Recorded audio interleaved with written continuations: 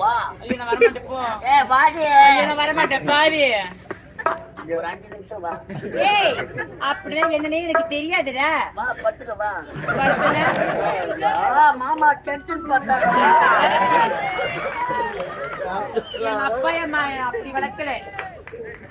அப்ப எங்கெல்லாம் வளர்க்க முடியுதுடா? நாலு வளர்த்துக்கிறாங்க. ஆரம்பத்துல அப்படித்தான் இருக்கும். போ போ அப்படின்னா எனக்கு என்னன்னே தெரியாதுடா. Only kiss me. No kiss me. அம்மால ஒரு டச். No touch me.